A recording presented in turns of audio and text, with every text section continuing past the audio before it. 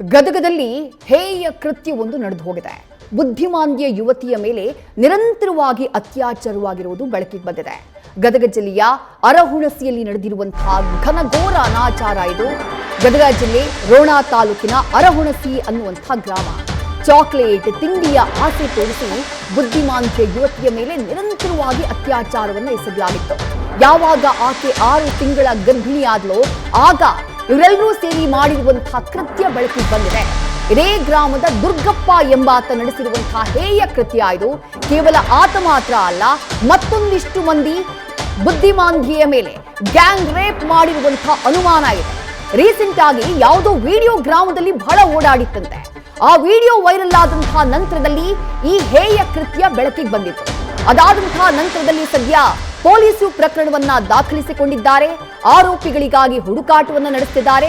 ಜೊತೆಗೆ ವೈರಲ್ ಆದಂತಹ ಆ ವಿಡಿಯೋದ ಹಿಂದೆಯೂ ಕೂಡ ಪೊಲೀಸರು ಬಿದ್ದಿದ್ದಾರೆ ಅನ್ನುವಂತಹ ಮಾಹಿತಿ ಸಿಗ್ತಾ ಇದೆ.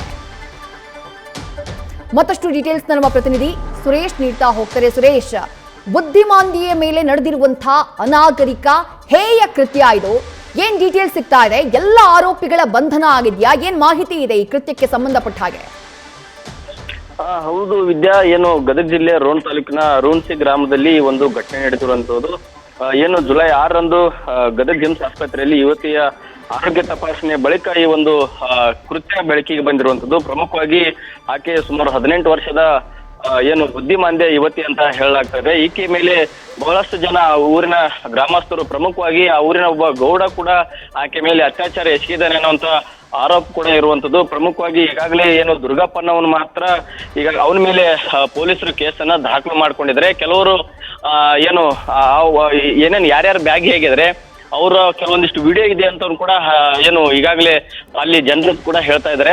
ಅಂದ್ರೆ ಇದು ಏನು ಪ್ರಕರಣ ಬೆಳಕಿಗೆ ಬರ್ತಾ ಇದ್ದಂತೆ ವಿಡಿಯೋ ಡಿಲೀಟ್ ಮಾಡಲಾಗಿದೆ ಅನ್ನೋಂತ ಮಾಹಿತಿ ಕೂಡ ಇರುವಂತದ್ದು. ಪ್ರಮುಖವಾಗಿ ಅಂದ್ರೆ ಕೇವಲ ಒಬ್ರಿಬ್ರಾಗಿ ಮಾಡಿರೋದಲ್ಲ, ಬಹಳಷ್ಟು ಜನ ಆಕೆ ಮೇಲೆ ಅತ್ಯಾಚಾರ ಮಾಡಿದ್ದಾರೆ. ಅಂದ್ರೆ ಆಕೆ ಬುದ್ಧಿಮಾಂದ್ಯ ಇರೋದ್ರಿಂದ ಆಕೆನ ಈ ರೀತಿಯಾಗಿ ಚಾಕ್ಲೇಟ್ ಕೊಡೋದಾಗಿರ್ಬೋದು, ಮತ್ತೆ ಬೇರೆ ಬೇರೆ ಆಮಿಷ ಒಡ್ಡಿ ಆಕೆ ಮೇಲೆ ನಿರಂತರವಾಗಿ ಅತ್ಯಾಚಾರ ಮಾಡಿದ್ದಾರೆ ಅನ್ನುವಂಥದ್ದು ಆರೋಪ. ಹೀಗಾಗಿ ಏನು ಆಕೆ ಸುಮಾರು 6 ತಿಂಗಳ ಗರ್ಭಿಣಿ ಅಂತ ಕೂಡ ಈಗಾಗಲೇ ಮಾಹಿತಿ ಇರುವಂತದ್ದು. ಈಗಾಗಲೇ ಏನು ಗದಗ ಜಿಮ್ಸ್ ಆಸ್ಪತ್ರೆಯಲ್ಲಿ ಮತ್ತೆ ಆಕೆಗೆ ಚಿಕಿತ್ಸೆಯನ್ನು ಕೂಡ ಕೊಡಲಾಗ್ತಾ ಇದೆ.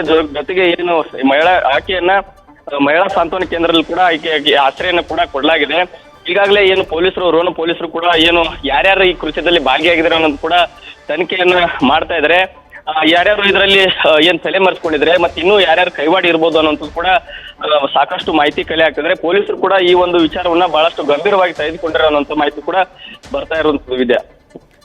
ಥ್ಯಾಂಕ್ ಯು ಸುರೇಶ್, ತಮ್ಮೆಲ್ಲ ಡೀಟೇಲ್ಸ್ಗೆ.